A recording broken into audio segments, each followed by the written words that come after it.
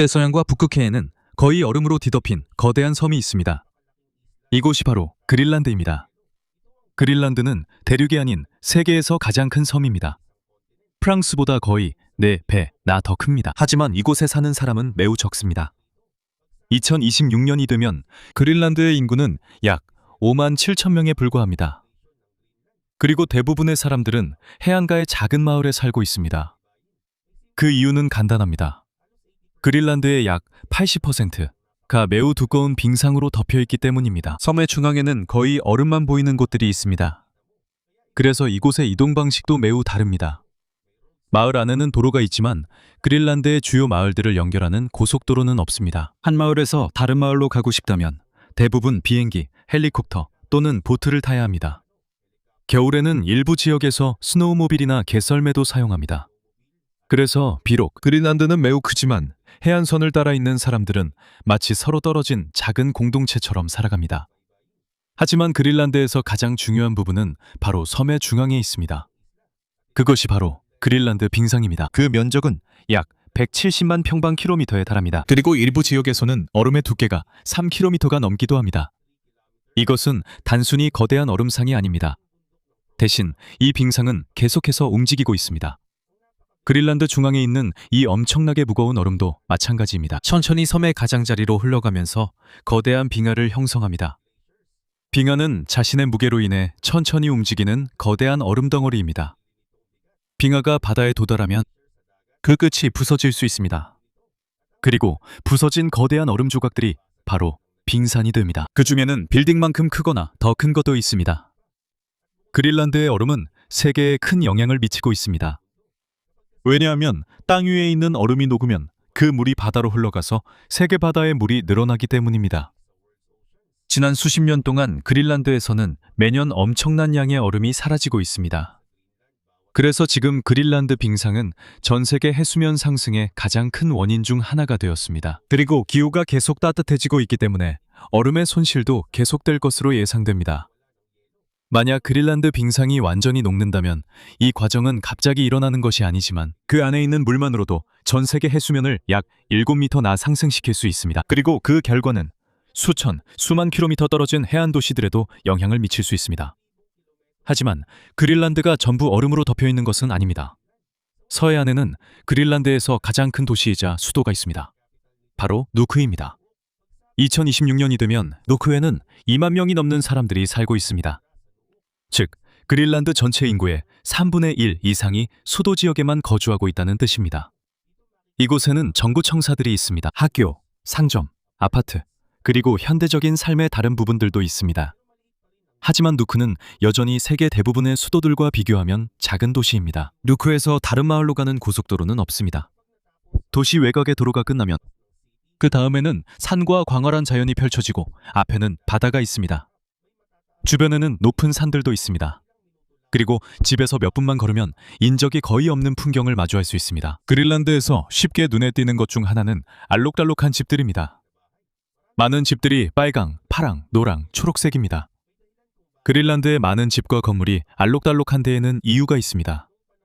덴마크 통치 시절 그들은 건물이 어떤 용도인지 쉽게 알 수 있도록 다양한 색을 사용했습니다. 예를 들어 관공서, 병원 등에는 각각의 색깔이 있었습니다. 편점과 노동자들의 집에도 각각의 색이 있었습니다. 예전에는 표지판이 거의 없었고 주변이 눈이나 안개로 자주 가려졌기 때문에 이것이 중요했습니다. 그래서 멀리서도 사람들이 어떤 종류의 건물인지 쉽게 알 수 있었습니다. 시간이 지나면서 그린란드의 마을에서는 알록달록한 집들이 그 마을의 정체성의 일부가 되었습니다. 세월이 흐르면서 그린란드의 마을에서는 알록달록한 집들이 자연스러운 일상이 되었습니다. 이곳 사람들의 삶에 날씨도 큰 영향을 미칩니다. 겨울이 되면 누크와 그린란드의 더 북쪽 지역에서는 낮이 매우 짧아집니다. 어떤 곳은 몇 주 혹은 몇 달 동안 거의 해가 뜨지 않기도 합니다. 여름이 되면 낮이 매우 길어집니다. 누크는 북극권 남쪽에 위치해 있어서 해가 여전히 집니다. 하지만 여름의 가장 긴 날에는 밤에도 여전히 매우 밝습니다. 그린란드의 더 북쪽 지역에는 진정한 백야가 있습니다. 즉, 한밤중에도 해가 지지 않는 시기가 있다는 뜻입니다. 하지만 그린란드를 이해하려면 얼음과 현대적인 도시만 보는 것으로는 충분하지 않습니다. 이곳에 살았던 사람들의 삶도 되돌아볼 필요가 있습니다. 현대적인 그린란드가 생기기 전에도 그들의 이야기는 누크에 있는 그린란드 국립박물관에서 볼 수 있습니다. 이곳에서 가장 중요한 소장품 중 하나는 킬라키초크에서 온 것입니다. 킬라키초크는 그린란드 북서부에 있던 옛 정착지입니다. 1972년에 그곳에서 2개의 무덤이 발견되었고 6명의 여성과 2명의 소년 등 총 8구의 시신이 있었습니다. 이들은 약 1475년경에 매장된 것으로 추정됩니다. 그 지역이 춥고 건조해서 일부 시신이 매우 잘 보존되어 있었습니다. 이들은 고대 이집트처럼 일부러 미라로 만든 것이 아닙니다. 북극 환경 덕분에 자연스럽게 시신과 옷이 보존된 것입니다. 여전히 피부와 머리카락, 동물 가죽 옷을 볼 수 있습니다. 그들의 의복에 매우 정교하게 바느질된 흔적도 볼 수 있습니다. 킬라키초크에서 발견된 유물들은 500여 년 전 그린란드에서 이누이트들이 어떻게 살았는지 보여주기 때문에 매우 중요합니다. 이누이트는 그린란드, 캐나다, 알래스카의 북극 지역에 오랫동안 살아온 원주민입니다. 현대 그린란드 이누이트의 대부분 조상들은 툴리 문화에 속하며 이들은 킬라키초크에서 발견된 사람들보다 수세기 전에 그린란드에 도착했습니다. 매우 추운 곳에서 살아남기 위해 그들은 열 손실을 막을 수 있는 옷을 만들어야 했습니다. 또한 바다 표범과 다른 동물들을 사냥해야 했습니다. 카약과 더 큰 가죽보트를 사용했고 얼어붙은 풍경을 이동하기 위해 개썰매도 사용했습니다. 그것은 결코 쉬운 삶이 아니었습니다. 날씨, 음식 또는 이동에 있어서 한 번의 잘못된 결정이 매우 위험할 수 있었습니다. 그래서 이누이트 문화의 많은 부분이 세계에서 가장 추운 지역 중 하나에서 살아남아야 한다는 필요성에서 비롯되었습니다. 오늘날 그린란드에서도 그 연결고리가 여전히 보입니다. 스마트폰도 있습니다. 공항과 현대적인 건물들도 이제 있습니다. 하지만 여전히 많은 공동체가 바다, 날씨, 그리고 얼음에 의존하고 있습니다. 그리고 기후가 변함에 따라 오랫동안 이곳 사람들의 집이었던 세상도 변하고 있습니다. 그린란드의 거대한 얼음은 단순한 풍경이 아니기 때문입니다. 이 얼음은 여행, 사냥, 음식, 그리고 많은 사람들의 삶의 방식에도 영향을 미칩니다. 그리고 이것이 더 빠르게 변할수록 더 큰 의문이 생깁니다. 수천 년 동안 이곳의 삶을 형성해온 얼음이 계속 줄어든다면 그린란드에는 어떤 일이 일어날까요? 그린란드의 거대한 얼음을 가까이에서 보고 싶다면 가장 쉽게 갈 수 있는 곳 중 하나가 칸갈루 수악입니다. 이곳은 서부 그린란드에 위치한 작은 정착촌입니다. 제2차 세계대전 때 미국이 이곳에 공군기지를 만들었습니다. 활주로가 길기 때문에 칸갈루수악은 오랫동안 중요한 공항이었습니다. 하지만 이곳이 특별한 또 다른 이유가 있습니다. 칸갈루수악에서부터 그린란드 빙상 가장자리까지 자갈길이 이어집니다. 이런 길은 그린란드에서 드뭅니다. 앞서 이야기했듯이 대부분의 마을을 연결하는 도로가 거의 없기 때문입니다. 하지만 이곳에서는 정착지에서 차를 타고 섬 안쪽의 거대한 얼음까지 직접 갈 수 있습니다. 도로의 끝에는 포인트 660이라고 불리는 곳이 있습니다. 여기서 땅이 끝나고 끝이 보이지 않는 하얀 빙상이 시작됩니다. 하지만 이런 그린란드의 지역에는 관광객들만 오는 것이 아닙니다. 과학자들에게도 이 빙상은 매우 중요합니다. 그들은 얼음 깊숙이 드릴로 구멍을 뚫어 빙액이라고 불리는 것을 채취합니다. 빙액은 아래에서 채취한 긴 얼음 조각입니다. 더 깊이 들어갈수록 얼음은 더 오래된 것입니다. 얼음이 형성될 때 그 안에 작은 공기방울들이 갇혀 있습니다. 그래서 과학자들은 아주 오래전의 공기를 연구할 수 있습니다. 과학자들은 그 당시 기후가 얼마나 더웠거나 추웠는지 알 수 있습니다. 과학자들은 얼음에 남은 먼지, 화산재 등 다양한 흔적을 관찰할 수 있습니다. 쉽게 말해 그린란드 얼음은 지구 옛 기후의 자연 기록입니다. 칸갈루수악 근처에는 러셀 빙하도 볼 수 있습니다. 이 빙하는 거대한 빙상에서 흘러나오는 얼음의 일부입니다. 빙하의 일부는 약 60m 높이의 얼음 절벽에서 끝납니다. 그리고 겉보기에는 움직이지 않는 것 같지만 빙하는 계속해서 움직이고 있습니다. 빙하 앞부분에서 큰 얼음 조각이 떨어질 때는 쩍 하는 소리와 함께 큰 충돌 소리를 들을 수 있습니다. 하지만 칸갈루수악 주변에는 얼음만 있는 것이 아닙니다. 이곳은 북극 야생동물, 특히 머스크옥스를 볼 수 있는 아름다운 장소이기도 합니다. 이 동물은 극심한 추위에서도 살아남기 위해 매우 두꺼운 털을 가지고 있는 큰 동물입니다. 또한 술록, 즉 카리브도 툰드라에서 식물을 찾아다닙니다. 툰드라는 거의 나무가 없는 추운 땅입니다. 하지만 풀, 작은 식물, 이끼, 그리고 지휘류가 있습니다. 여기서는 북극여우도 볼 수 있습니다. 여름에는 북극여우의 털이 갈색이나 회색으로 변해 땅과 바위에 잘 섞입니다. 겨울이 되면 많은 북극여우의 털이 하얗게 변해 눈 속에서 잘 보이지 않게 됩니다. 북극에서는 이런 변화가 매우 중요합니다. 포식자나 쫓고 있는 동물에게 쉽게 보이지 않는 것은 큰 이점입니다. 칸갈루수악에서 출발하면 시시미우트로도 여행할 수 있습니다. 시시미우트는 그린란드에서 두 번째로 큰 도시입니다. 이 도시는 북극권 이북의 해안에 위치해 있습니다. 이곳은 오랫동안 어업이 중요했고 지금도 주민들의 삶에 큰 비중을 차지합니다. 또한 그린란드 사람들이 현대적인 삶과 북극의 오랜 생활 방식을 조화시키는 모습을 볼 수 있습니다. 현대적인 삶과 북극에서 오랫동안 사용되어 온 생활 방식이 공존합니다. 아파트, 상점, 현대적인 비즈니스가 있지만 여전히 어선과 사냥 장비도 있습니다. 스노모빌과 개썰매도 있습니다. 어떤 것을 사용하는지는 계절에 따라 달라질 뿐입니다. 칸갈루수악과 시시미우트 사이에는 북극권 트레일이라고 불리는 유명한 하이킹 코스도 있습니다. 이 트레일의 길이는 약 160km에 달합니다. 말라이에도 긴 ATV 트랙이 만들어졌습니다. 이것도 루트의 일부입니다. 하지만 아직 다른 나라에서 볼 수 있는 일반적인 고속도로와는 다릅니다. 여전히 거친 지형을 지나가야 합니다. 그리고 그린란드의 대부분 지역은 여전히 마을들 사이에 도로 연결이 없습니다. 만약 움직이는 얼음이 얼마나 큰 영향을 미치는지 보고 싶다면 우리는 북쪽으로 더 가야 합니다. 여기에는 일루리삿이 있습니다. 그린란드어로 일루리삿은 빙산이라는 뜻입니다. 그리고 왜 그런 이름이 붙었는지 쉽게 이해할 수 있습니다. 마을 앞바다에는 정말 많은 거대한 빙산들이 지나갑니다. 여기에는 많은 건물들보다 더 높은 빙산들도 있습니다. 작은 얼음산처럼 떠있는 빙산들도 있습니다. 이들 중 대부분은 일루리삿 아이스 피오르드에서 온 것입니다. 즉, 이 피오르드는 체르메 쿠잘릭이라는 아주 거대한 빙하와 연결되어 있습니다. 피오르드는 바다의 길고 좁은 부분이 산이나 높은 땅 사이로 들어온 지형입니다. 그리고 체르메 쿠잘릭은 엄청난 양의 얼음을 밀어내는 곳으로 세계에서 가장 빠르고 활발한 빙하 중 하나입니다. 일부 지역에서는 얼음이 하루에 약 40m씩 움직입니다. 그리고 매년 35 입방킬로미터가 넘는 얼음이 이곳에서 부서져 바다로 흘러갈 수 있습니다. 정말 엄청난 양입니다. 그래서 이 빙하는 끊임없이 빙산을 만드는 공장 같습니다. 얼음이 끝에 도달하면 그 큰 부분들이 부서집니다. 이것을 칼빙이라고 부릅니다. 그때 거대한 얼음 덩어리가 물로 떨어지면서 새로운 빙산이 됩니다. 이 지역의 크기와 중요성 때문에 일루리삿 아이스 피오르드는 2004년에 유네스코 세계유산으로 지정되었습니다. 이곳은 아름답기만 한 것이 아니라 과학 연구에도 매우 중요합니다. 과학자들은 오랫동안 이 빙하를 연구해왔는데 얼음이 어떻게 움직이고 기후가 따뜻해지면서 어떻게 변하는지 알아보기 위해서입니다. 그리고 빙하의 일부가 후퇴하거나 빨라지는 동안 과학자들은 그린란드에서 얼음이 어떻게 사라지는지 더 명확하게 파악할 수 있습니다. 이것이 중요한 이유는 땅에서 사라진 얼음이 바다로 들어가면 전 세계 해수면 상승에 기여하기 때문입니다. 그래서 일룰리삿에 사는 사람들에게는 집 밖에서 빙산을 보는 것이 평범한 일입니다. 하지만 과학자들에게는 그 얼음의 작은 변화 하나하나가 더 큰 의미를 가지고 있습니다.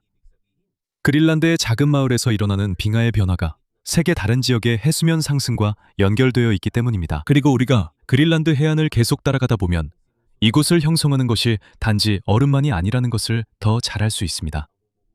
바다, 날씨, 그리고 동물들이 오랫동안 사람들이 어디에 살 수 있는지를 결정해왔습니다. 어떻게 이동하고 어떻게 음식을 구할 수 있는지도 이들이 결정해왔습니다. 하지만 지금은 북극이 빠르게 변하고 있기 때문에 오랫동안 얼음과 함께 살아온 사람들도 변화에 적응해야 합니다. 그럼에도 불구하고 일루리삿에서 거대한 빙산들이 디스코만으로 퍼져나갑니다. 하지만 모든 빙산이 바로 외해로 나갈 수 있는 것은 아닙니다. 일루리삿 아이스 피오르드의 입구에는 물이 더 얕은 부분이 있습니다. 그리고 거대한 빙산의 아래쪽이 매우 깊기 때문에 몇몇은 해저에 닿아서 일시적으로 끼이게 됩니다. 그래서 때때로 바다가 거대한 얼음산들로 가득 차 보이기도 합니다. 빙산들이 녹고 부서지는 동안 서서히 빙산들은 빠져나와 흘러가게 됩니다. 여름에는 디스코만에서 빙산뿐만 아니라 다양한 고래들도 볼 수 있습니다. 혹등고래, 긴수염고래, 밍크고래 등이 이곳에 먹이를 찾으러 옵니다. 많은 고래들이 여름마다 그린란드에 오는 이유는 차가운 바닷물에 먹이가 더 많기 때문입니다. 고래들은 작은 물고기와 다른 해양 동물들을 먹습니다. 그래서 디스코만 주변에 사는 사람들에게 바다는 단순히 아름답기 때문만이 아니라 매우 중요합니다. 이곳에서 많은 음식과 일자리가 나오기 때문입니다. 낚시와 사냥은 이 지역에서 오랫동안 삶의 일부였습니다. 우리가 북쪽으로 계속 이동하면 우우마낙이라는 작은 마을을 볼 수 있습니다. 이곳은 한 섬에 위치해 있으며 북극권에서 거의 610km 북쪽에 있습니다. 이곳에서 가장 유명한 경치는 우우마낙 산입니다. 이 산은 두 개의 큰 봉우리가 있어서 하트 모양처럼 보입니다. 우우마낙이라는 이름도 그린란드어로 하트 모양과 관련이 있습니다. 산 아래에는 작고 알록달록한 집들이 보입니다. 이곳에서는 여전히 많은 가족들에게 낚시와 사냥이 중요합니다. 그리고 우우마낙이 북쪽에 아주 멀리 위치해 있기 때문에 계절에 따라 빛의 변화가 매우 큽니다. 여름에는 해가 지지 않는 시기가 있습니다. 이것이 바로 백야우로, 한밤중에도 해가 떠 있습니다. 겨울에는 반대 현상이 일어납니다. 빛이 매우 짧고 밤이 깁니다. 하늘이 맑을 때는 오로라도 볼 수 있습니다. 이곳에서는 여전히 썰매견들도 볼 수 있습니다. 개썰매는 북그린란드의 역사와 문화에서 매우 중요합니다. 그리고 여전히 일부 사냥꾼들과 주민들이 눈과 얼음으로 덮인 지역에서 사용하고 있습니다. 우마낙에서 다시 일루리사 주변으로 돌아왔습니다. 이곳에서 북쪽으로 약 80km 떨어진 곳에 이퀴프 세르미아, 즉 이키 이퀴빙하로 더 잘 알려진 곳이 있습니다. 이곳은 바다까지 이어지는 거대한 빙하입니다. 빙하의 앞면은 대략 4km 정도의 너비를 가지고 있습니다. 그리고 일부 구간에서는 빙하 저면의 높이가 거의 200m에 달할 수 있습니다. 여름에는 빙하에서 큰 균열 소리가 자주 들립니다. 즉, 얼음의 일부가 움직이거나 부서진다는 뜻입니다. 그리고 큰 조각이 바다로 떨어지면 강한 파도를 일으킬 수 있습니다. 그래서 보트들은 안전한 거리에서 머물러야 합니다. 빙하가 떨어져 나가는 현상은 결코 장난이 아닙니다. 거대한 얼음 덩어리가 떨어지면 엄청난 양의 물이 갑자기 밀려납니다. 그리고 빙하가 아무리 조용해 보여도 계속해서 움직이고 있습니다. 니키는 우리가 빙하 사진을 볼 때 쉽게 잊어버릴 수 있는 한 가지를 보여줍니다. 얼음은 영구적으로 멈춰 있는 것이 아닙니다. 계속해서 흐르고 부서지고 변합니다. 하지만 그린란드의 모든 중요한 이야기가 북쪽에만 있는 것은 아닙니다. 남부 그린란드로 가면 우리는 카코르톡을 볼 수 있습니다. 여기는 남부 그린란드에서 가장 큰 마을입니다.